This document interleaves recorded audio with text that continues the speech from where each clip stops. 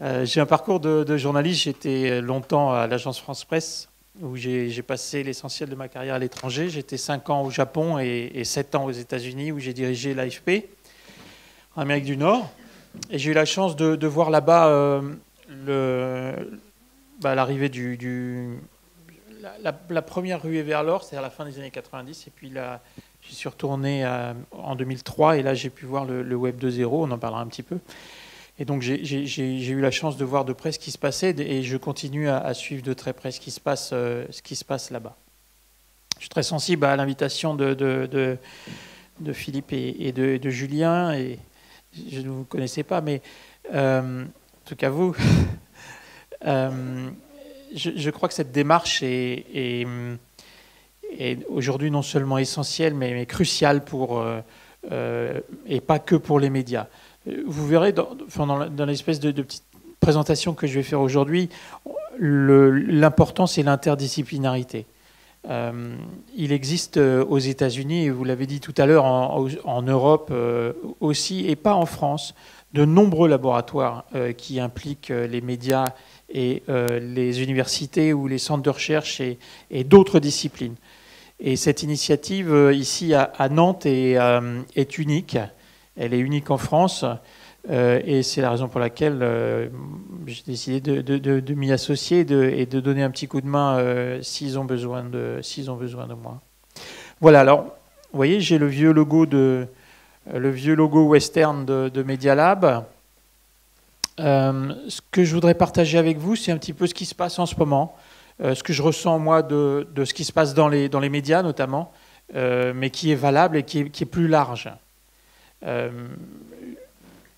Pour résumer l'épisode précédent, avant d'arriver à ce qui se passe aujourd'hui, l'épisode précédent, c'est bien sûr les années 2000 et le fameux Tous Médias. Hein, c'est évidemment ce qui a été le phénomène essentiel qui a bouleversé les médias, c'est cette prise de contrôle de nos outils de production et de distribution par ceux qui en étaient privés jusque-là, c'est-à-dire l'audience, mais pas que l'audience. Je vais m'arrêter un instant là-dessus. C'est donc une vraie démocratisation de l'écriture. Et cette démocratisation de l'écriture, elle a vu arriver tout un tas de nouveaux acteurs qui se sont mis à utiliser nos outils. Hein. Avant, on était dans un web contributif, un web de publication. Et j'ai dit un web contributif, non, c'est faux. On était dans un web de publication et on arrive dans un web contributif où justement tout un tas de nouveaux acteurs, parce que les barrières à l'entrée se sont effondrées, arrivent. Et ça va vouloir dire beaucoup de choses pour les médias, mais pas que pour les médias. Parce que tout un tas de gens vont arriver sur nos secteurs, d'où la nécessité pour tous de travailler ensemble. C'est vraiment ça, je crois que c'est le cœur du message aujourd'hui. Donc, contribuer, interagir, on le sait, de plus en plus coproduire, co-créer, et partager, on le sait bien. C'est dû évidemment à l'effondrement des barrières à l'entrée qui fait que tout d'un coup, en quelques années, Twitter est devenu une agence de presse gratuite, mondiale, personnalisée, instantanée, que Skype représente le tiers des télécommunications internationales aujourd'hui, que vous pouvez ouvrir un blog et devenir un vrai média sans pour ça avoir une imprimerie ou une flotte de camions, que finalement, avoir un iPhone dans sa poche, c'est aussi avoir non seulement une caméra à haute définition, mais une station de télé dans sa poche, qui est en mesure de broadcaster, de diffuser, disons, au moins, en direct à tout le monde. Et ça change beaucoup de choses. Le vieux monde, c'était celui des professionnels qui étaient seuls sur des événements. Et le nouveau monde, c'est celui d'un monde partagé pour les médias, où les journalistes ont une partie de leur mission qui est désormais partagée avec l'audience, qui se met à collecter et à partager en ligne. Hein, on apprenait cette nuit, pas plus tard que cette nuit, que le Chicago Sun-Times avait décidé de se séparer de tous ses photographes et de les licencier instantanément. Voilà par exemple l'un des effets de ce qui est en train de se passer. Vous connaissez les vagues de problèmes qu'il y a eu dans les rédactions américaines, mais enfin voilà par exemple un des effets. Évidemment, à partir du moment où tout le monde devient, je ne dis pas que tout le monde devient un journaliste, mais tout le monde devient un média, c'est évident. Les gens sont en mesure aujourd'hui de collecter, de diffuser, de partager et de témoigner de ce que les rédactions ne sont pas forcément en mesure de faire. On l'a vu dans des différentes scènes ces dernières années, et on voit que d'une intronisation ou à une autre, les choses changent énormément. Les usages, vous avez beaucoup insisté ce matin sur les usages, et je crois que vous avez fondamentalement raison, c'est évidemment le cœur du changement qui affecte nos industries. Les gens ne s'informent plus comme avant, les gens ne se divertissent plus comme avant, et ne se cultivent plus comme avant. Il y a le pape, mais ça peut être aussi ce type d'image qui rend compte de ces phénomènes. Je le disais, les breaking news aujourd'hui, elles arrivent sur Twitter, et ça fait déjà un moment. Elles arrivent sur Twitter, et on voit que les médias forcément doivent s'aligner, doivent se mettre et utiliser cette plateforme de distribution, par exemple. Pour vous donner une petite idée de ce que ça veut dire en termes de masse, regardez la taille de médias professionnels ou de médias du vieux monde écrits par rapport à la masse de nouveaux médias. En l'occurrence, ce n'est pas un média, mais c'est une encyclopédie. La taille d'une encyclopédie faite par l'audience, faite par le public par rapport à ces encyclopédies du passé. Ça, c'est pour l'audience. Ça veut dire que l'audience, encore une fois, pour faire simple, l'audience se met à collecter, se met à partager et fait une partie du métier des médias. Ça veut dire qu'on est court-circuité, en tout cas que les médias et que les journalistes sont court-circuités, d'une certaine manière, par leur propre audience. Là où ça se complique, c'est qu'on est aussi court-circuité par nos sources et par les mondes politiques, économiques, sportifs, artistiques, qui se mettent directement à des intermédiaires, à ne plus passer par la case du média traditionnel, à s'adresser directement à l'audience et au public. Obama, quand il est réélu, l'annonce d'abord sur Twitter. L'annonce sur Twitter et puis l'annonce aussi sur sa page Facebook, avant même d'aller saluer la foule et d'aller saluer ses supporters pour faire son premier speech. Et de la même façon, les autres chefs d'État se mettent à le féliciter sur Twitter et non plus forcément sur les médias traditionnels ou les agences de presse ou les télévisions. Ce type de comportement de désintermédiation se poursuit et s'est poursuivi durant la présidence Obama, puisque les outils, ces nouveaux outils, sont utilisés par les mondes politiques ou économiques. La Maison-Blanche, comme l'Élysée, comme Matignon, devient un média. Et tous les sénateurs, par exemple américains, les 100 sénateurs américains ont tous aujourd'hui un compte Twitter. Vous avez 75% aussi des chefs d'État dans le monde qui sont également sur Twitter, qui leur permettent de s'exprimer directement sans passer par la case média. Il y a aussi d'autres personnes, d'autres dirigeants mondiaux qui le font. Ça peut arriver dans des situations plus critiques où une armée, lors d'une opération militaire, décide de s'exprimer directement sur ce média et ne passe pas par, non seulement pas par des journalistes MBD, mais passe directement sur Twitter et fait sa communication directement au public.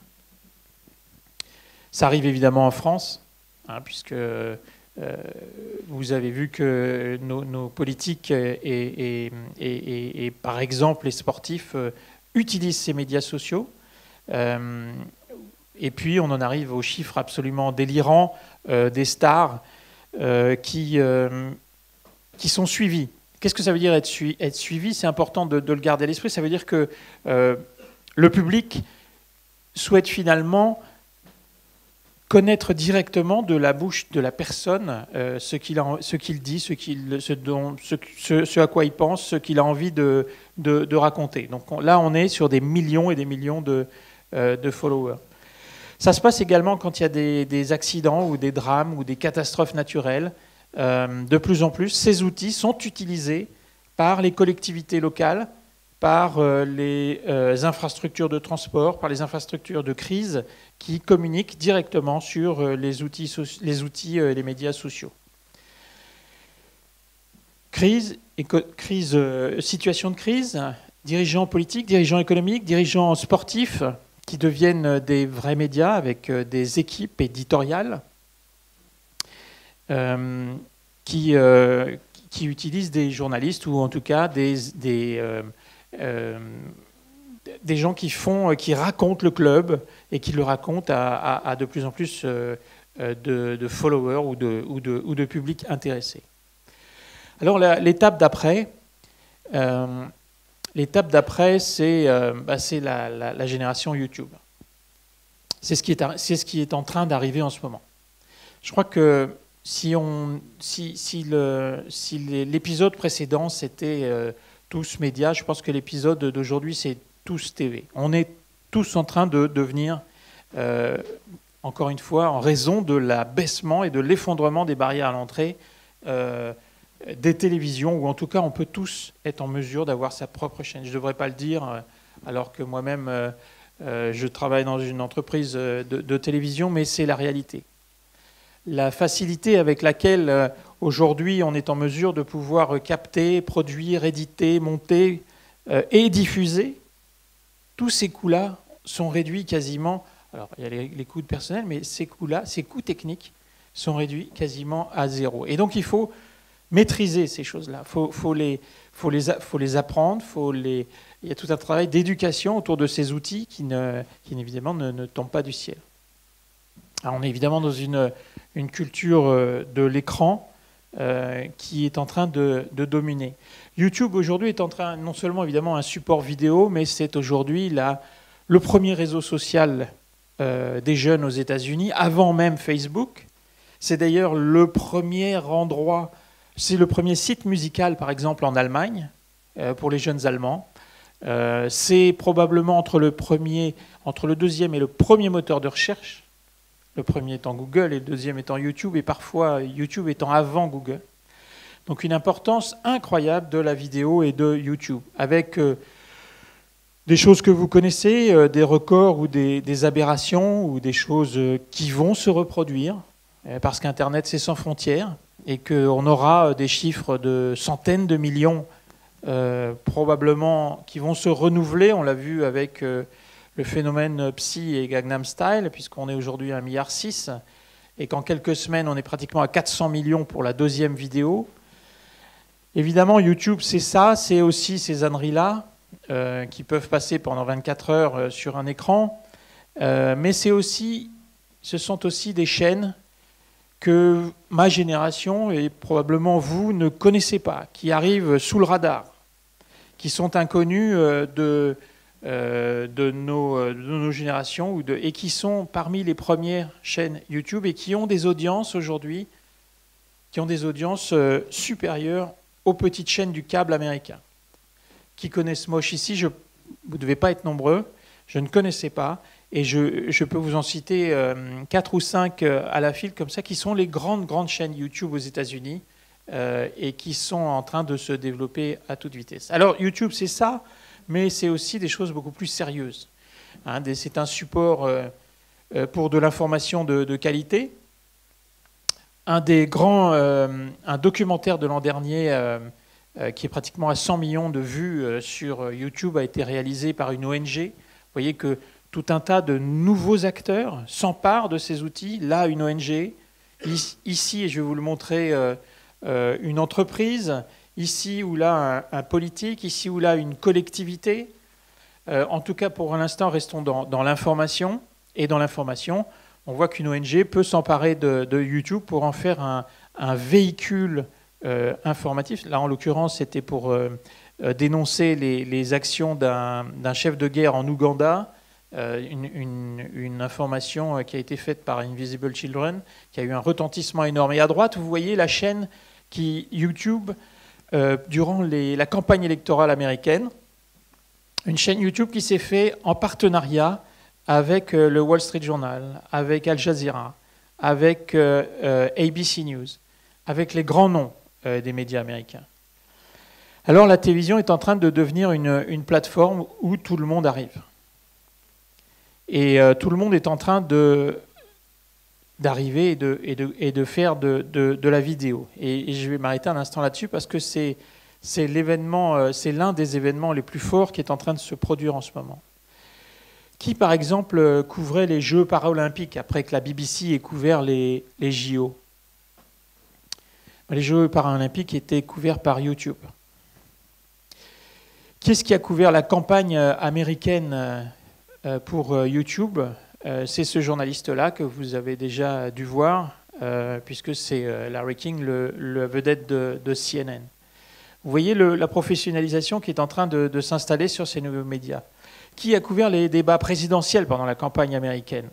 Eh bien, c'est évidemment YouTube, mais c'est aussi AOL, c'est aussi Microsoft ou Yahoo ou les autres plateformes, en même temps que les grandes chaînes et que les grands networks américains. Quand Google News suit un événement, on s'aperçoit que progressivement, elle met en avant, vous voyez les vidéos qui arrivent sur YouTube en bas, et non pas les vidéos des médias traditionnels ou les médias classiques. Vous voyez aussi que la vidéo est utilisée, on l'a vu, on a eu le phénomène Twitter, maintenant vous avez le phénomène Vine, qui sont ces vidéos de 6 secondes qui sont en train de débarquer avec force dans l'univers de l'information. Et puis pour rester un instant sur YouTube et sur les attentats de Boston, immédiatement quand il y a eu les attentats de Boston, YouTube a créé une page spéciale pour regrouper toutes les vidéos qui parlaient ou qui allaient témoigner de cet événement, de ces attentats à Boston. Donc vitesse de réaction très forte, souplesse, flexibilité qui sont impressionnantes. YouTube accélère. YouTube est en train de monter des chaînes professionnelles ou quasi professionnelles et de les financer. Elle se met même à faire payer. Certaines petites chaînes vont devenir payantes et se rapprochent du modèle de la télévision. Vous avez peut-être vu cette semaine cette chose assez impressionnante aussi, et je pense qu'on devra en tirer exemple, c'est l'association de CNN et de BuzzFeed. BuzzFeed est le site, c'est le site vedette de l'année 2012, de l'année passée aux États-Unis. C'est un site qui mélange sérieux et buzz et réseaux sociaux. Et si vous voulez, il mélange sérieux et social, sérieux et lol un peu. Voilà, en même temps, ils ont débauché des grands journalistes, des grandes pointures dans le monde politique, dans le monde économique, et ils ont un trafic phénoménal. Tout ça pour dire que il y a des nouvelles associations, et c'est toujours le cœur de mon message. On est dans des nouveaux types de partenariats, de nouveaux accords. On n'hésite plus quand on est CNN, et Dieu sait s'ils sont prétentieux, parce que je les ai pratiqués aux États-Unis, quand on est CNN, à s'associer finalement avec des galopins qui viennent bouleverser le marché. Et j'ai été frappé aussi quand j'étais cette année à Las Vegas pour le Consumer Electronics Show, de voir qu'un blog, par exemple, qui s'appelait Engadget, qui s'appelle toujours Engadget, devient quasiment une station télé, devient à son propre studio télé, ses images, ses interviews, et c'était juste un blog il y a quelques années. Tout ça avec une facilité déconcertante. Ce que vous voyez aussi, et je veux en dire un mot également, c'est que le New York Times, mais pas que, les grands journaux viennent sur le terrain de la télévision, viennent sur le terrain de la vidéo en force. On assiste à la fameuse convergence. Et cette utilisation de la vidéo devient absolument massive dans l'ensemble de la presse écrite. C'est vrai pour tous les grands journaux américains, qui sont même en train de diffuser en direct, live, sur leur page Internet, des événements en même temps que les télévisions. Vous allez le voir de plus en plus en France, progressivement, des investissements très importants, par exemple du Figaro, mais aussi des nouveaux arrivants. Ce sont des chiffres importants, hein. Imaginez le Wall Street Journal aujourd'hui, c'est 35 millions de vidéos vues par mois sur 30 plateformes différentes. 35 millions de vidéos vues, c'est un tout petit peu moins que ce que fait France Télévisions en ligne. C'est juste un journal face à une télévision. Le New York Times monte sa rédaction vidéo, met ses vidéos en accès libre, se lance dans des documentaires de 10 à 15 minutes et se met massivement à la vidéo. Le Washington Post ou le Evening Standard en Grande-Bretagne se mettent également à investir massivement ce domaine-là. Je vous le disais, tous ces titres, juste s'arrêter aussi sur le Huffington Post. Hein. C'était un blog il y a quelques années. C'est aujourd'hui une audience supérieure à tous les autres journaux américains, tout seul. Et c'est 30 millions de vidéos vues par mois, avec une équipe de 100 personnes qui travaillent à la vidéo. Voilà ce qui est en train d'arriver dans les médias. La vidéo. J'insiste et je continue parce que c'est très puissant. Je vois AOL, par exemple, ou USA Today, dans ses propositions de chaîne. Regardez le Washington Post qui se met à faire tous les soirs un JT. Peut-être court, mais qui le fait. Et puis les groupes de presse scandinaves, le norvégien VG et le suédois Expressen. VG a déjà produit 400 vidéos live l'année dernière. Elle produit 25 émissions, séries documentaires de 6 à 10 épisodes. On est dans un phénomène massif. Son émission de football est l'émission la plus vue du pays, alors que c'est un journal. Voilà le type de bouleversement qui est en train d'arriver. Les magazines arrivent également. Hein, Vogue est en train de sortir aux États-Unis une vraie chaîne sur le web. Condé Nast, l'énorme groupe de magazines Condé Nast, où il y a Vogue également, met tous ces magazines en force dans la vidéo.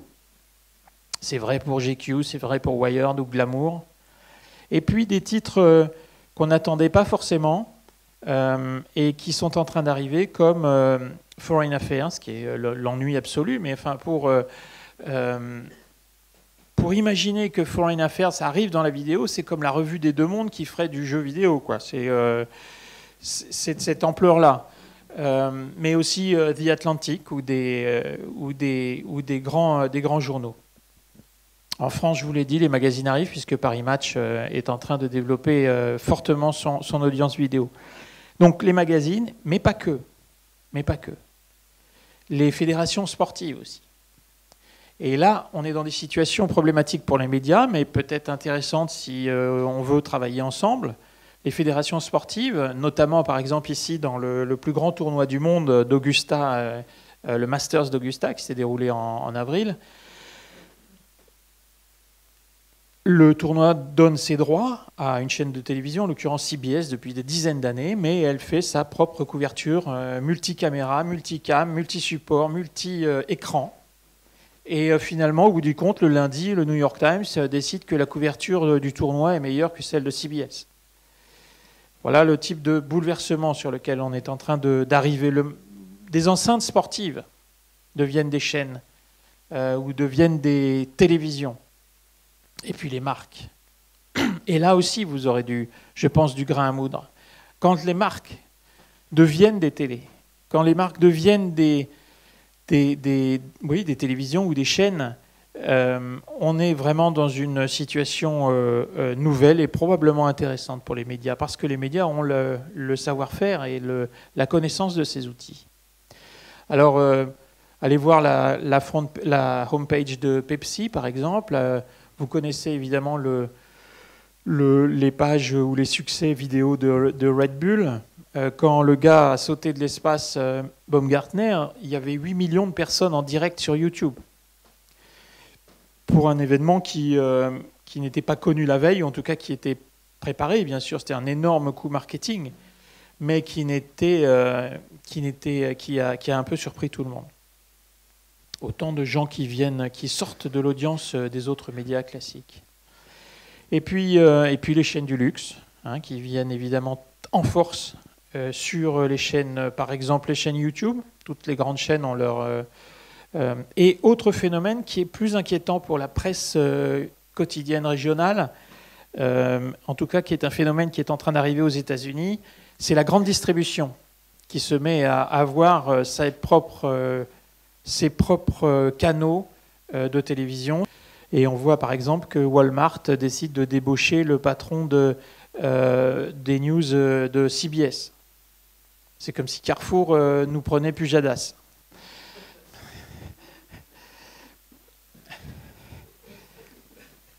Ils ne vont pas le faire parce que on va le garder. Voilà le type de choses qui sont en train de se passer aujourd'hui. Mais il n'y a pas que la distribution, les services publics, les collectivités.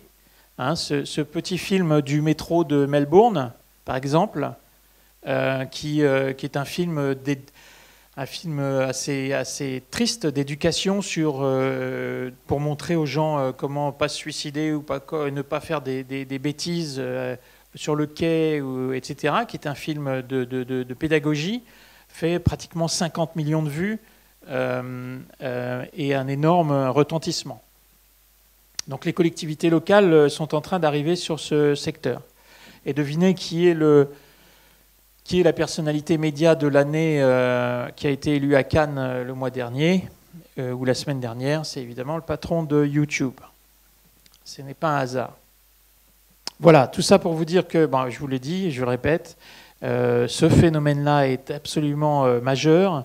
En même temps, les outils sont là. Les outils bon marché, les outils low cost, faire une télé ou faire de la vidéo aujourd'hui ne coûte plus du tout la même chose qu'avant. Les logiciels de production, les caméras, le montage ne coûtent pas la même chose. Tous ces objets que vous voyez là qui sont nécessaires à de la bonne captation ou à faire des images, je peux vous en donner les références et les prix, c'est ça. Ce sont des choses qui sont abordables pour l'ensemble des acteurs que vous êtes, universités, sociétés, médias, collectivités locales, universités, ou centres de recherche, où tout ça est aujourd'hui quelque chose d'abordable, des tas d'applications gratuites ou payantes qui permettent aujourd'hui de faire tout ce qui fait qu'on peut filmer, éditer, monter. Et puis des outils qui sont gratuits, que vous connaissez, que tout le monde utilise maintenant, comme Google Hangout ou comme People TV, qui est un réseau social de vidéos du public.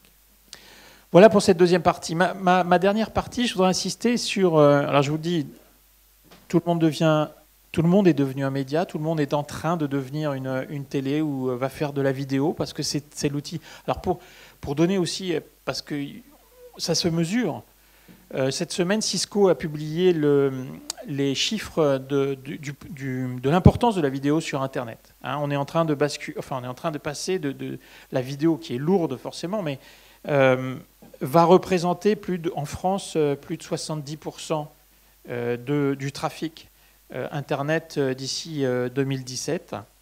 Et aujourd'hui, on est à 50-55%. Donc, vidéo va occuper l'essentiel du trafic Internet. Mon dernier point, c'est plus sur les médias en tant que tels et sur notre périmètre média, pour insister sur ce que j'ai développé dans mon livre sur le journalisme, c'est sur la valeur ajoutée. À partir du moment où on est tous en concurrence fortement avec l'audience ou avec nos sources ou avec d'autres acteurs de la société, il est indispensable pour les médias de rechercher des nouvelles valeurs ajoutées. C'est l'objet du West Media Lab, évidemment. C'est l'objet de la recherche de nouvelles valeurs ajoutées pour apporter un complément à ce qui est aujourd'hui fait de manière beaucoup plus facile et aisée. Et en matière d'information, je crois qu'il y a 3 mots-clés qui correspondent bien aux nouvelles technologies. C'est smart, mobile et social. Alors je ne dis pas que les journalistes doivent être plus smart, mais par smart, je veux dire qu'il faut qu'ils apportent une valeur ajoutée qui est aujourd'hui la seule chose qui est difficilement copiable par l'audience. Et la seule chose qui est aujourd'hui difficilement copiable par l'audience, c'est cette fonction de filtre et de vérification et de hiérarchie. Cette manière où il faut donner du sens. Je connaissais peut-être les 5 W américains du journalisme. Il y en a 4 que n'importe quel adolescent de 14 ans peut faire. En revanche, le why, pourquoi, c'est vraiment la fonction aujourd'hui du journalisme. Éclairer, dire pourquoi, servir de référence, diminuer le bruit d'Internet est une des fonctions essentielles. C'est pour ça que j'appelle ça évidemment la valeur ajoutée et être plus smart. Plus mobile, en fait, ça veut dire plus agile. Et là aussi, vous aurez beaucoup de choses à faire dans le Media Lab. C'est être ouvert aux nouveaux outils, à tous les nouveaux outils qui sont disponibles. Les nouvelles formes de collecte, j'en ai parlé, mais aussi les nouvelles formes de packaging, de présentation, de distribution de l'information. Et puis d'être de plus en plus multicompétent. On est dans une information qui est de plus en plus en flux, en direct, en live. Ce n'est pas forcément facile à appréhender. Les journalistes ne s'y habituent pas forcément. On est surtout dans ce qu'on appelle la visualisation de données. Ça aussi, ce sera probablement l'un des champs de travail du Media Lab. La visualisation de données, je crois que c'est le symbole du nouveau journalisme. C'est probablement le cœur du nouveau journalisme, c'est-à-dire c'est l'articulation, l'intersection plutôt, entre différents métiers qui vont devoir travailler ensemble.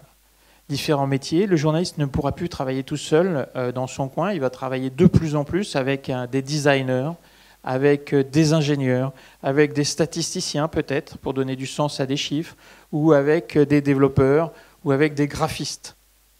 Hein, c'est l'une des évolutions majeures du métier de journalisme aujourd'hui. C'est vrai que raconter la taille, par exemple, de l'Afrique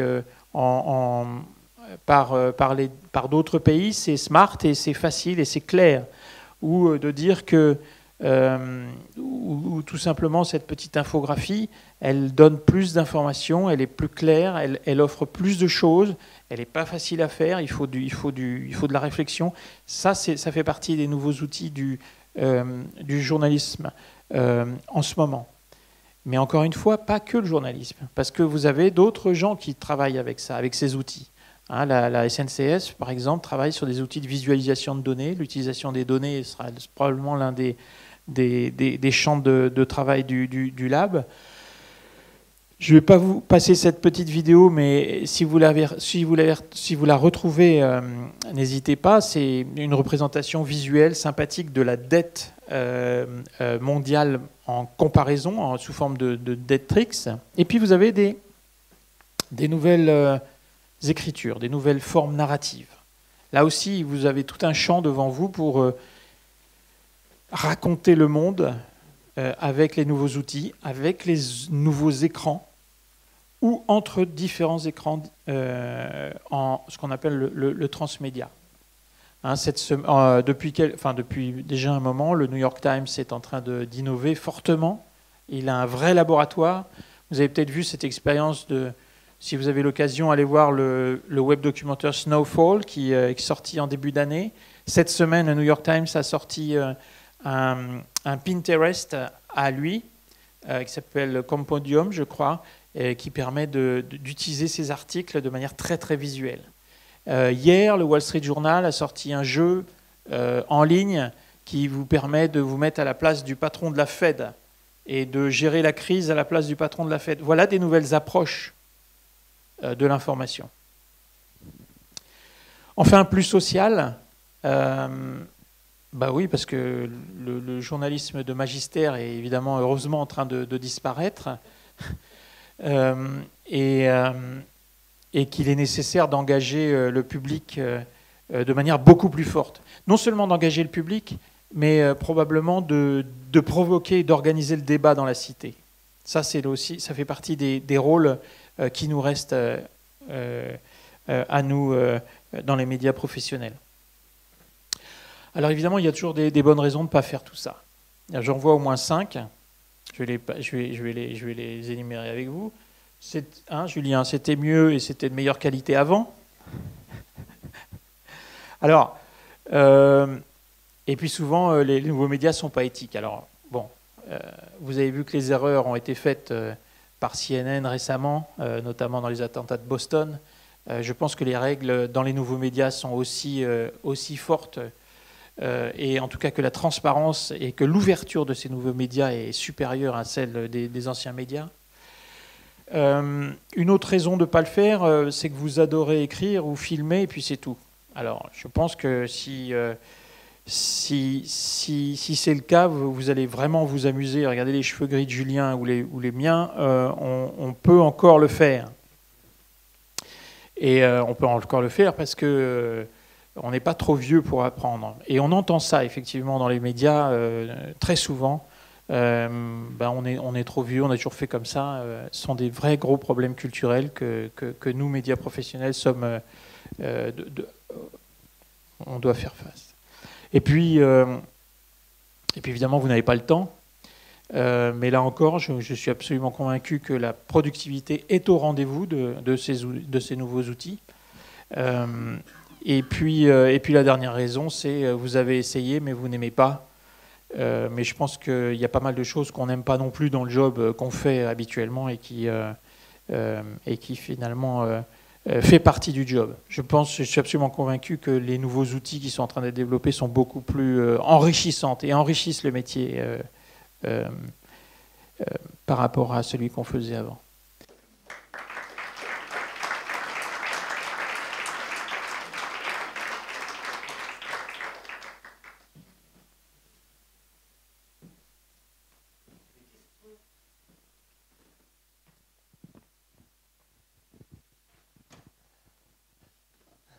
Est-ce que les journalistes France Télévisions sont ouverts à ça ?